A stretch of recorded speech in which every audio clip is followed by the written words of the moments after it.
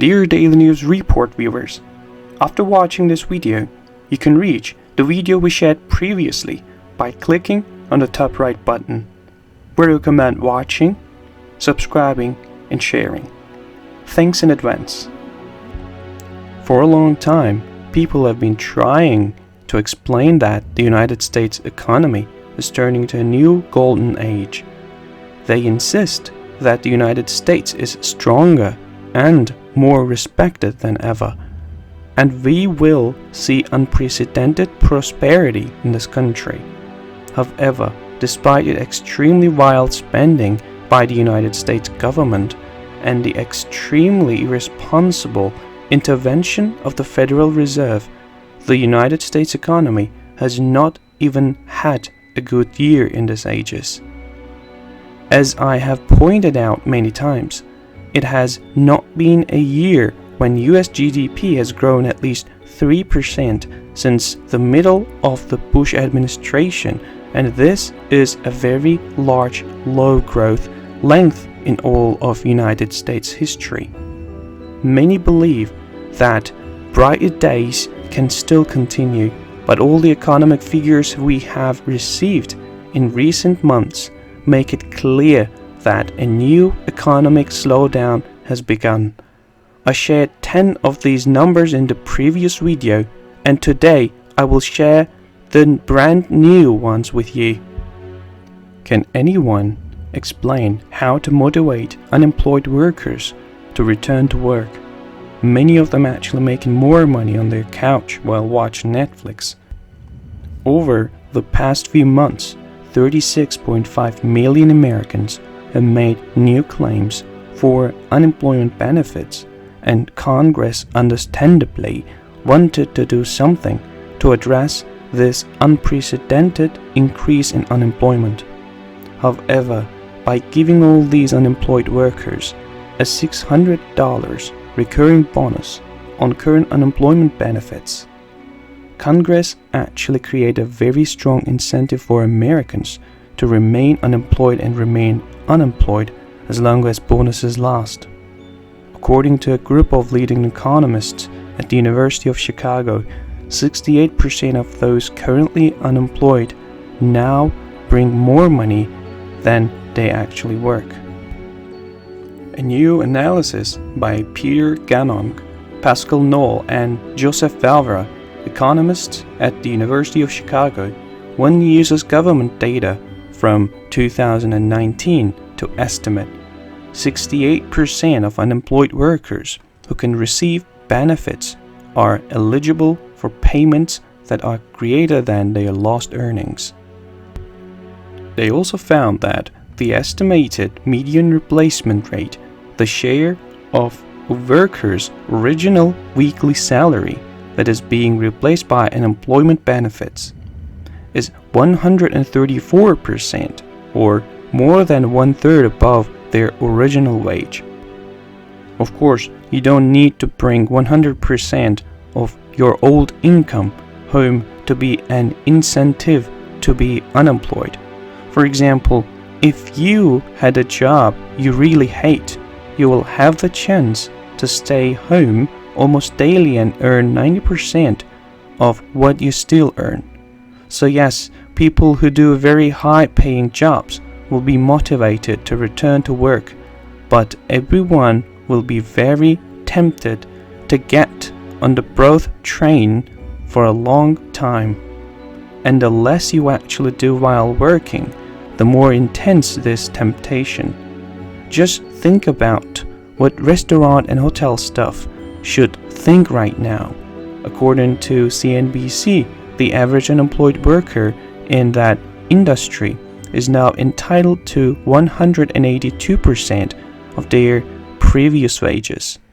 The average worker in this industry, which employs 14 million people, makes $13.45 an hour, the lowest compared with other industries.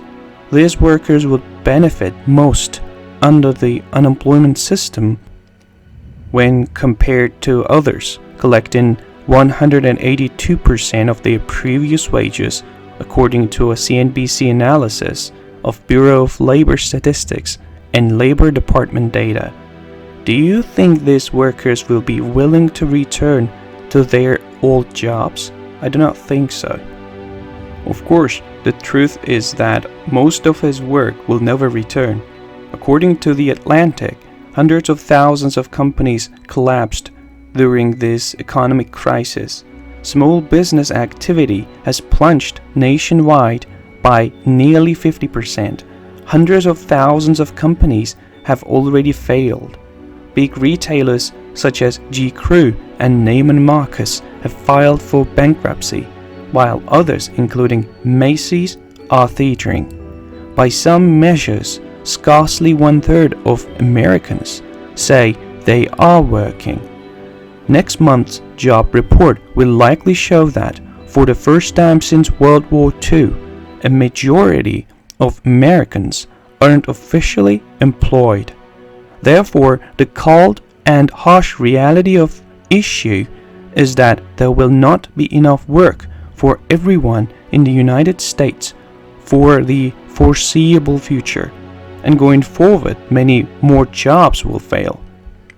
Recently, Facebook conducted the 86,000 small and medium business owners survey, and the results of this survey were surprising.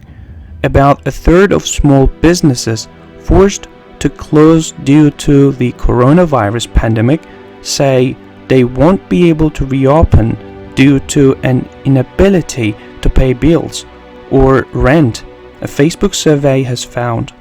More than half of the business owners surveyed by Facebook have also said they don't expect to be able to rehire the same number of workers that they employed prior to the pandemic.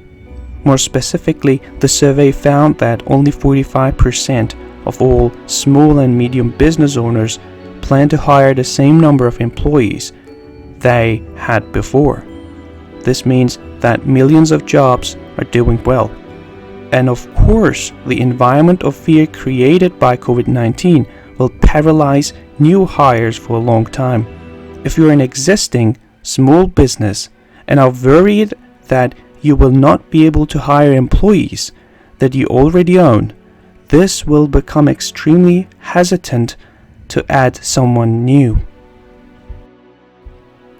As a result, it will be very difficult to find a job in the coming months, and the long-term outlook for new unemployed is not good at all.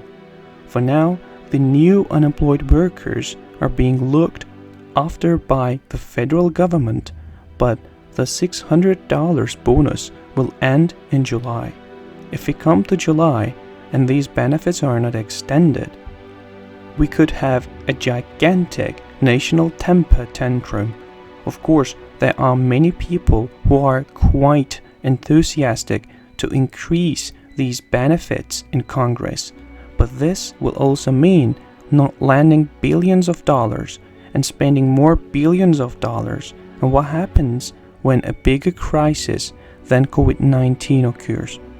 We are experiencing the first winds of the perfect storm that I described in the beginning of the end, and most Americans are completely unprepared for the future. So let's not be mad at those who lost their jobs because they have been getting wind for just a few months. Instead, let us blame our national leaders for putting us in this mess in the first place. For decades, our national leaders have taken us down a path that led to national oblivion, and now it seems that we are quickly approaching the end of this path. Most of the idea, comment, information, and criticism containing in these videos have been created by Daily News Report. Before making any important investment decision, use the information contained in these videos as a starting point for conducting your own research. If you make any investment or legal decision, it is wise to consult an expert before making this decision.